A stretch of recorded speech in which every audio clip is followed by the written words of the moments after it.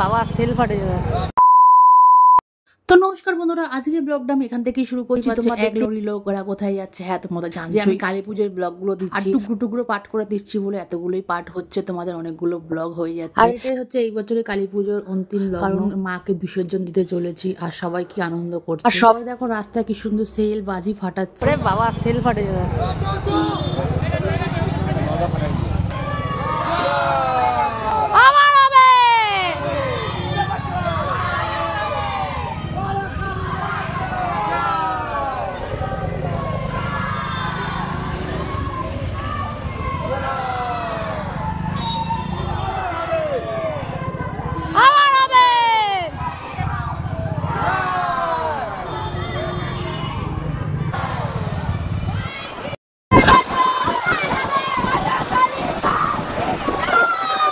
আর এখানে তোমরা বাচ্চাদের উত্তেজনাগুলো দেখতেই পাচ্ছ, কতটা উত্তেজিত হয়ে পড়েছে গাড়ির মধ্যে। আর দেখো আমাদের তো গাড়িতে লোক পৌঁছায়, তার মধ্যে দেখো কতগুলো আমাদের বাইক গেছে, অনেকগুলো স্কুটিও হয়েছে আমাদের।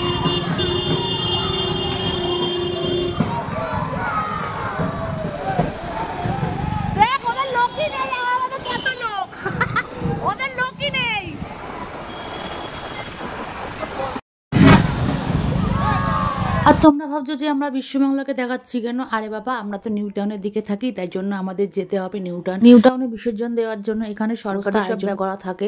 এখানে হচ্ছে আমাদের এরকম গঙ্গায় নীতিগত নিয়ম দেখে খুবই আলাদা, এখানে সরকারি সব করে নেয়।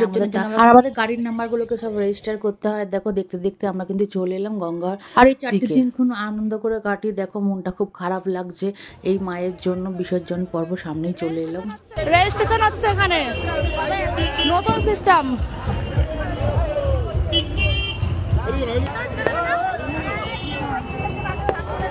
সমস্ত পুজো কমিটির উদ্দেশ্যে বলছি, আপনারা দয়া করে যে গাড়ি আগে আছে তার কুপন আগে কাটতে দিন। ঠাকুর বিসর্জনে কিন্তু খুব সুন্দর সুব্যবস্থা আছে, আমাদের কাউকে গঙ্গার ঘাটে নামতে দেয় না, নিজেরাই নিয়ে চলে যায়। সরকারি লোক ঠাকুরকে ঘুরিয়ে নিয়ে বিসর্জন দিয়ে দেয়। আর খুব প্রথম 2 বছর যখন এসেছিল এই জায়গাটা আপনারা দেখছেন, এই জায়গাটা না কিন্তু ডিজেও ব্যবস্থা করা হয়েছে। তার আগের বছর না, আগের বছর সাহেবের ছেলে আমাদের সব ঘোরাচ্ছে, এবার যাবে যাবে। সিস্টেমটা ভালো করেছে। এই বেরিয়ে গেল আমাদের গাড়ি, আমরা ঘুরিয়ে নিয়ে এসেছি, চলে গেল বাবা।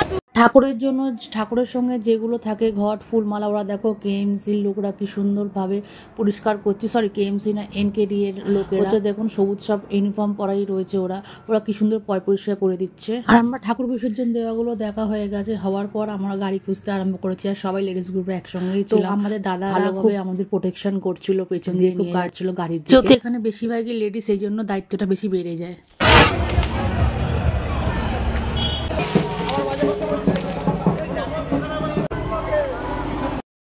দেওয়া কমপ্লিট হয়ে গেছে, এবার আমরা চলে যাচ্ছি বাড়ির দিকে। সামনে ডিজে বাজছে, তোমরা বুঝতেই পারছো, বাড়ি ফাটছে, সামনে ডিজেও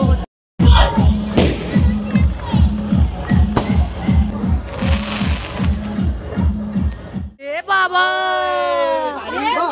কারেন্টও চলে গেল।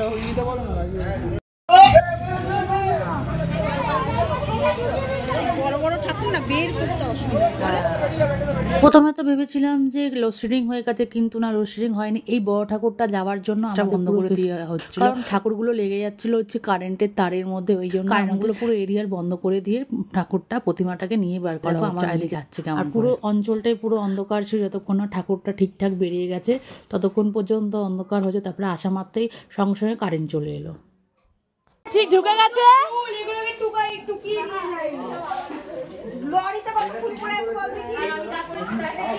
মিষ্টি নিয়ে যাও, এবার কি হয় মিষ্টি নিয়ে যা।